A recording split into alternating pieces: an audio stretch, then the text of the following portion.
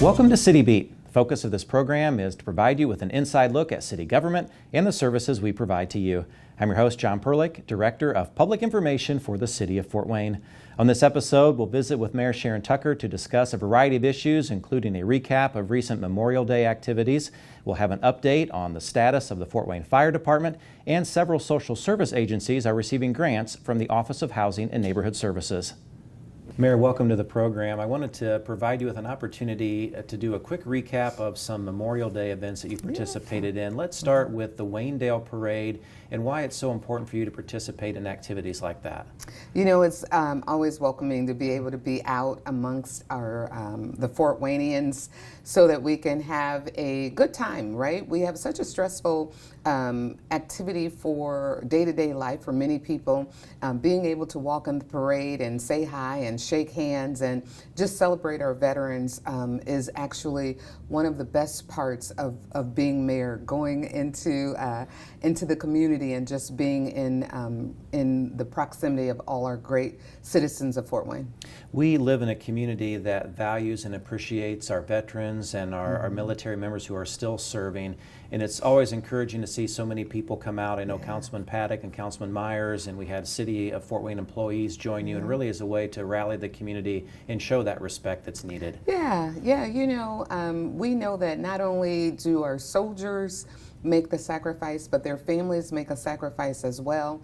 And so if we're able to brighten someone's day, give a kid a sucker and some candy, to let them know that we're thinking about their loved ones that are in active duty, and thank those who have served prior, and show how much we appreciate them. It's just key to being in good community. I also wanted to highlight Rolling Thunder Incorporated Indiana Chapter 1 out of Indianapolis. They invited you to the National Memorial Shrine and Museum for Veterans on O'Day Road on Memorial Day. That was a moving ceremony. I know that it was emotional for you. Walk us through that event and why it was so important for you.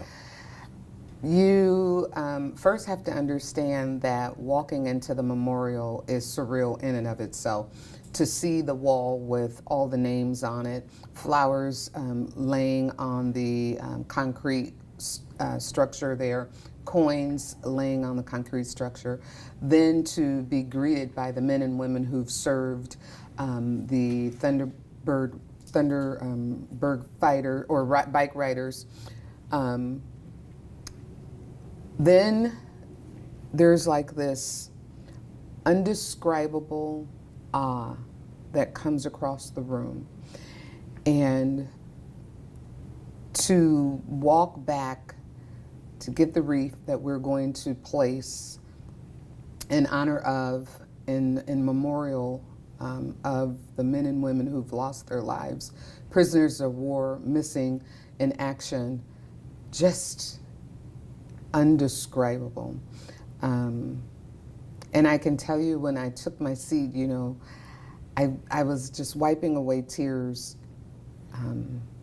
because it was so emotional and it was so surreal, and it really makes you think about all that people have given, the ultimate sacrifice for us to have the freedoms, for us to have the day-to-day safety that we currently have. It was overwhelming, especially to be in the space with so many family members who've lost their loved ones. And then the bench that was dedicated. Beautiful, beautiful artwork, beautiful meaning. It's very hard to describe. I would encourage anyone from our city to go over and visit the memorial on O'Day Road and just take it all in, and then thank the men and women of our armed services who've laid down their lives for our freedom. We would like to thank Rolling Thunder for having Mayor Tucker and the city team part of that special ceremony on Memorial Day. At this time, we're going to take a look at a video feature with Mayor Tucker and also Fire Chief Eric Leahy for a status report on the Fort Wayne Fire Department. Thank you so much for being here with us today. I am reiterating the commitment by my administration and by the Fort Wayne Fire Department to ensure that the safety and the well-being of all of the residents of Fort Wayne is secure. It's vital that the public is aware of everything that we're doing to make sure that we're keeping our city safe and has all of the information possible to know just how seriously we take public safety for individuals, for families, for businesses, all that exist in our community. And so our public safety continues to be one of our top priorities. We are always looking at ways to invest our resources into both people, equipment, and technology to provide the best life-saving care possible. We recognize that there is work to be done and that moving forward we need to have a more productive and workable collective bargaining agreement. And as many of you may know, that I am a huge supporter of the rights for individuals to collectively bargain. I support unions, but I also am a wise steward of our resources. And I realize that there are moments that we have to relook at every contract to determine whether or not we are doing what's best for the residents of Fort Wayne, for our firefighters, for their safety, and also for the tax resources that we have been entrusted with. I want to highlight a few data points that demonstrate the effectiveness and the efficiency of the brave men and women who are part of the Fort Wayne Fire Department. And I also want to make sure that you and they are aware of just how dedicated we are to keeping our community safe. And to do that, to bring out a few of the data points and to highlight some of the work that we've been doing, to give you some further explanation of rigs being out of service, our staffing, and all of the things that we need to discuss, I'm going to ask that Chief Leahy will come forward and provide you with those data points. All right, good morning. Thank you, Mayor. You're welcome. I appreciate this opportunity to once again reassure the public that despite recent accusations, their safety and the safety of our firefighters has never been at risk. In the past 12 months, the Fort Wayne Fire Department has been forced to temporarily shut down an apparatus 50 times. These 50 shutdowns were for more than 10 hours each. In order to comply with the IAFF Local 124 collective bargaining agreement, I am unable to staff an apparatus for more than 10 hours with less than 4 personnel. When I do not have enough volunteers to cover vacancies created by vacation time, personal time, bereavement, military service, sick time, and union time, I am forced to remove that apparatus from service until I can staff it with 4 people. However, I am allowed in certain circumstances to staff an apparatus with less than 4 people if that vacancy occurs for 10 hours or less.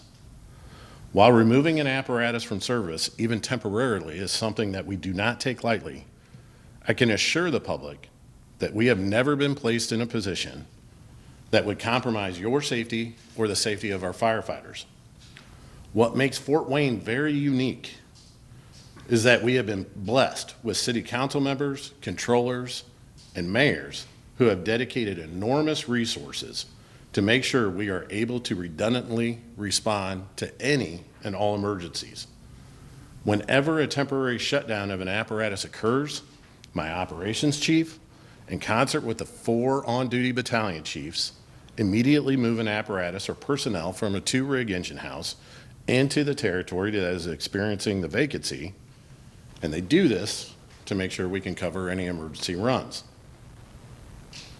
This means that even with apparatus out of service, we are able to get the necessary resources and equipment to the emergency scene quickly, and the data proves that out. In 2023, our average response time from en route to arrival was 3 minutes and 19 seconds. In 2024, our average response time was 3 minutes and 20 seconds. Year to date, in 2025, our average response time is 3 minutes and 18 seconds. We also continue our efforts to increase our staffing levels. Since 2006, our department has had an average head count of 350 firefighters. As of today, our head count is 350 firefighters, and our current class of recruits will graduate later this summer. These recruits will increase our staffing level to 370 firefighters. However, between now and then, or between now and the end of the year, that level of firefighters will drop to 359 firefighters, and this is due to retirements. We are currently in the process of establishing a new hiring list, and we will see another class graduate by this time next year.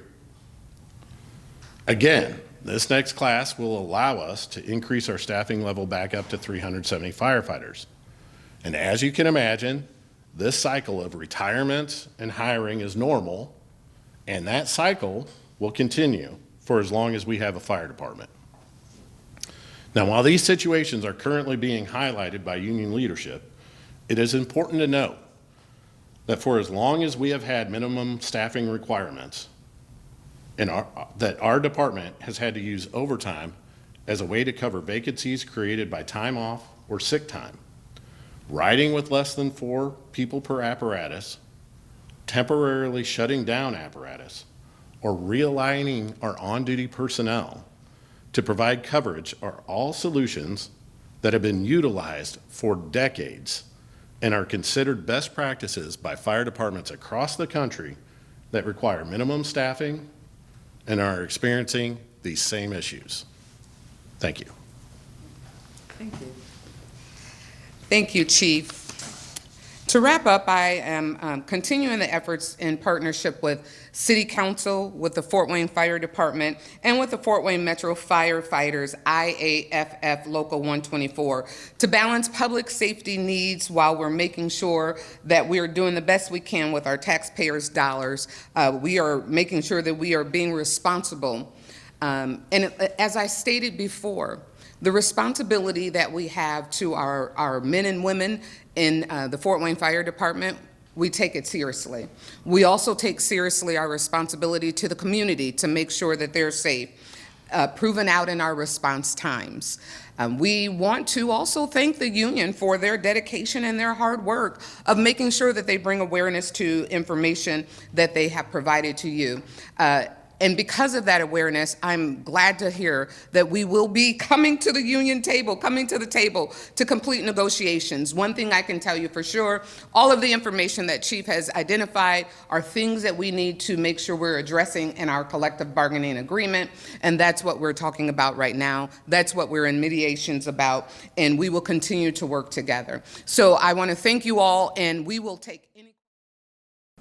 Mayor, as we saw in that video, you and the chief had an opportunity to provide an update to the public. It's important for us from time to time to provide data and factual information about all the activities taking place within public safety. You know, John, transparency is one of the things that I value. And when becoming mayor, I share that we will continue to talk to the public and we would be as transparent as we could with data when we have the opportunity to be able to share it. Facts matter. And one of the things that's most important to us is that we are providing and keeping the city of Fort Wayne safe. And so you can see in the video our response times continue to be on par with prior years. The service that the men and women of Fort Wayne Fire Department provide has not decreased. And we do stand by our firefighters and the work that they do. But we also have the responsibility of making sure that we are maintaining a successful budget and doing what we need to do to keep men and women safe, at the same time respecting the limited tax dollars that are coming in. And so part of the negotiations that we have hit a stalemate, if you would, are factors that would have cost variances for us. And of course, the men and women of the Fort Wayne Fire Department want to do all that they can do to protect themselves and to make sure that they see an increase in their income. And so I am confident that we will be able to come to an agreement. It's just going to take a little longer than we anticipated. We would encourage residents to visit cityofortwayne.org for more details on the prioritization that the mayor and fire chief outlined here recently. In addition to public safety being a top priority, we also want to make sure we have an enhanced quality of life for all residents here in Fort Wayne. And recently, Mayor Tucker helped announce some social service grants that will benefit our community. Thank you for joining us today. My name is Kelly Lundberg. I am the director of the City of Fort Wayne's Office of Housing and Neighborhood Services. This morning, you will also be hearing from Fort Wayne Mayor Sharon Tucker, the YWCA CEO Paula Hughes, and the Executive Director of Inasmuch Ministries, Mary Ann Mings. I'm thrilled to join several community partners to announce a new round of grants totaling $380,000 aimed at uplifting and empowering residents across our city. These grants represent an investment in organizations that are doing the critical work of connecting people with safe housing, employment opportunities, youth enrichment, and other essential services. With 22 grants awarded, thousands of individuals and families will benefit. Whether it's helping a family avoid homelessness, giving a young person a safe and inspiring place to grow, or helping someone find a job, these resources matter. From our first day in office, the mayor's commitment to bettering people's lives has been evident. We certainly would not be standing here today without her support and leadership. I'm pleased to introduce Mayor Tucker to say a few words. Thank you, Kelly. And Kelly is accurate. I have a tremendous passion for improving the lives of individuals that are a part of our city and those that we serve. And so we focus really diligently on making sure that we can make the biggest bang for improving the quality of life, both in our amenities that we offer in our city and also in the resources that we receive. And while we weren't able to fund every single request that came across our desk, we are excited about the requests we are able to fund because we know the impact that these individuals will be able to have in our community. So I am thankful that we're able to come together and do the work that we do. It can only be done when private, public, and non-for-profit partners come together and make our city better. And you've all been a tremendous part of the success that we have in the city of Fort Wayne.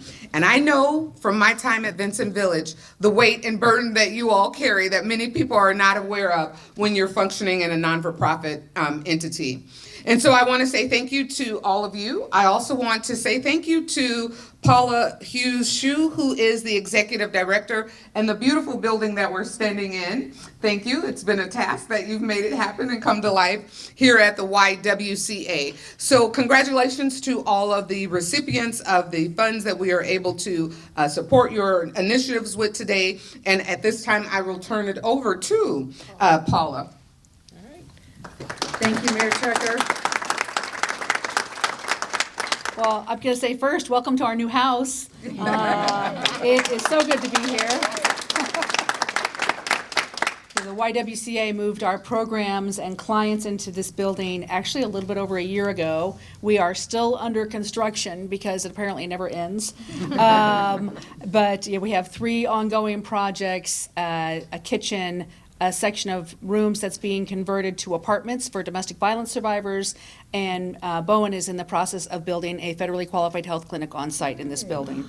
So it's a fabulous campus. The core projects of the YWCA, one of which we've been doing since the mid-'70s, is our domestic violence crisis shelter.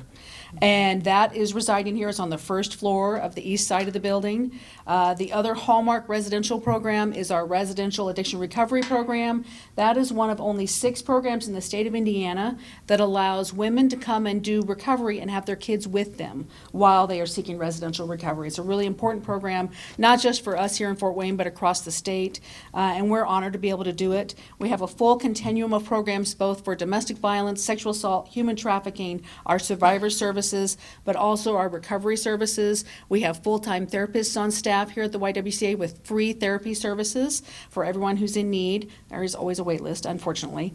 And we do education programs throughout a 6-county region, but really this is our home. And we're happy to welcome you here and so grateful to the City of Fort Wayne for the support and the trust that they've shown to us in entrusting us with these grant funds.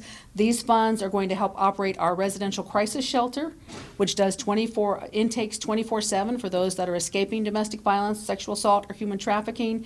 And also it helps financial support for housing, for where do people live after they come to stay with us. It's really important to us that we're here for them when they need us in the crisis, but we also help them find somewhere safe and stable when they leave. So that's where these funds are going for us, and we're just very happy to be able to do this. So I'm going to turn it over. Is Mary Ann? Okay. Yes, here you go. Thank you.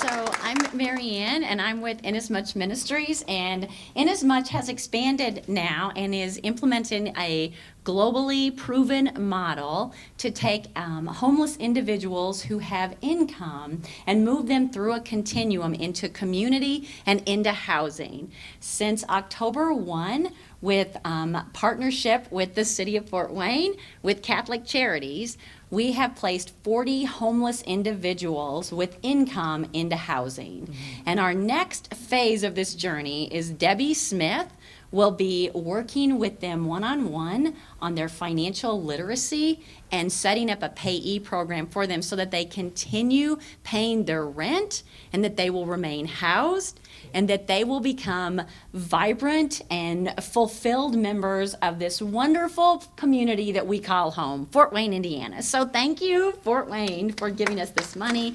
And I will turn it back over to Kelly.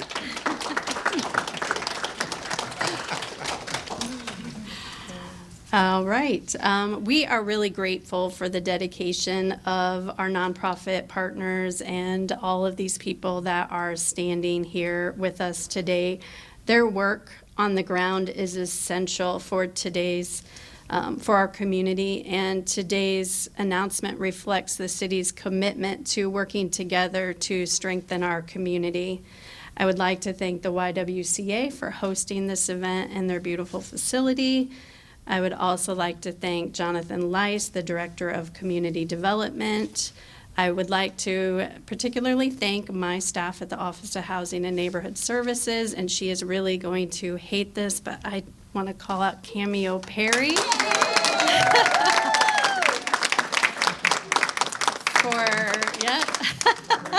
for her work. She works directly with all of these people on these grants and will continue throughout the year, and so we all appreciate her work. I would also like to say that I appreciate the work of our application scoring committee. I know that several of those members are here today. That job that we hand off to them is incredibly difficult. It was a little heartbreaking this year, to be honest with you, that we had to make some cuts that we really did not want to have to make. So I really want to thank them. And I would just like to thank everyone that has joined us here today. Mayor, in addition to the social service grants that we announced for our local nonprofit partners, you also had an opportunity to highlight the Plant, Pick, and Plate program that's going to help young people in our community with cooking and also working in gardens. Why is that so significant for our community? You know, talk about the most fun. That was fun. The significance is that we won a $250,000 award from the U.S. Conference of Mayors, and the American Beverage Foundation provided us with those funding resources so that we could help young people get their hands dirty, right? Learn how to plant a seed, care for a seed, then grow the seed. Once the seed turns into a vegetable, pick that vegetable, and then turn around and learn how to plate that vegetable, prepare the vegetable for healthy eating. It does multiple things. While yes, it teaches them how to farm or garden, it also teaches them principles of life, right? Anything worth having requires you to get your hands dirty, to get involved, and to nurture it. And then one of the most important things about watching a plant grow is the time. And in life, it takes time for things to develop. Then being able to take that growth of a creation that you made and turn it into an actual meal, that's a life lesson there as well. So the Plant, Pick, Plate program, It will absolutely teach healthy eating. It will teach how to plant and grow, but it will also give life skills to kids, and they won't even know that they're getting life skills, right? And the funding that we received from that will go a long way in helping us help our children be able to have better futures, right? We live in a society where most of our children right now, they're in the middle of a city, so not many of them get the experience of being able to go out and farm or garden, and being able to help teach them that skill set will be beneficial for them for years to come. And it's also very fun for us to be able to be with the kids and sample what they create.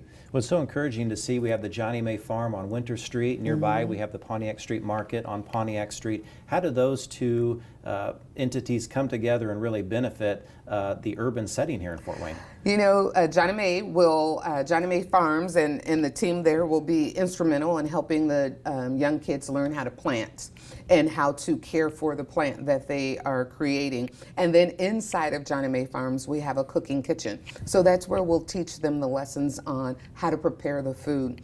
And because we know that they will produce more than they would be able to consume in the settings that we have, we're going to be able to give that fresh vegetables and produce over to the Pontiac Street Market so that they then can sell it to the rest of the community. So it's a great win-win for all of our partners that are a part of this program to be able to help teach and keep the community going through all the efforts that are happening with our young people. Mayor, our Parks and Recreation Department works each day to provide activities for the public to enjoy. We're right in the middle of senior games right Yes. now. You helped kick off the 46th annual senior games. Yep. Why is that event such an important part of what makes Fort Wayne special? We focus on the quality of life for everyone, including our seniors, and having the Olympic-style events to be able to bring seniors downtown, have fun together so that they can see that they're one, not alone. We don't want anyone to suffer in loneliness, right? So we've created an opportunity for them to be able to come together. They have some friendly competition. We have a king and queen that will be awarded winners at the end of the activity, but it also gives them an opportunity to stay active and just to be amongst other individuals that have the same plight and encouragement in life. So it's extremely fun to be a part of.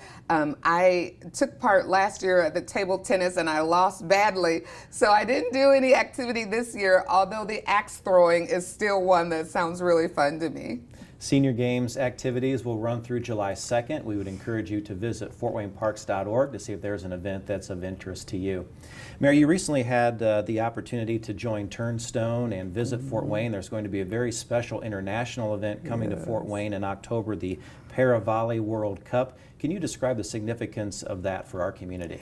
You know, I feel like I'm always saying, like, this is huge, but this is really huge for our city.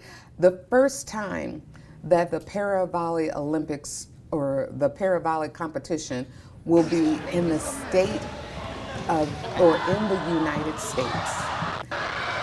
And then it's going to be in Fort Wayne, Indiana. That is a sign of the positive growth.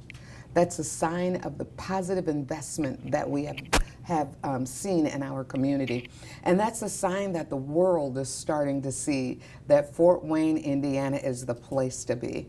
Mayor, about 30 seconds left in the program. Describe why it's so important because of the inclusivity, accessibility. We really are becoming a recognized leader in those efforts. We are putting all of our efforts into being a family-friendly and fun community for everyone.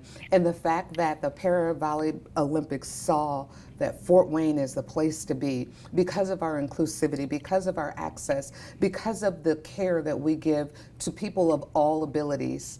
Fort Wayne has scored high, and we became the place that people want to come.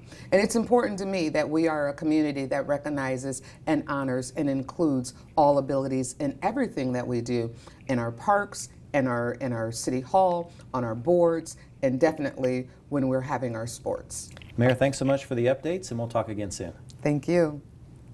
Thank you for watching City Beat. If you would like to learn more about the City of Fort Wayne, please visit us online at cityoffortwayne.org. And we're also active on a number of social media platforms, including Facebook, X, and Instagram. I'm your host, John Perlich, Director of Public Information for the City of Fort Wayne, and we'll look forward to seeing you again next time.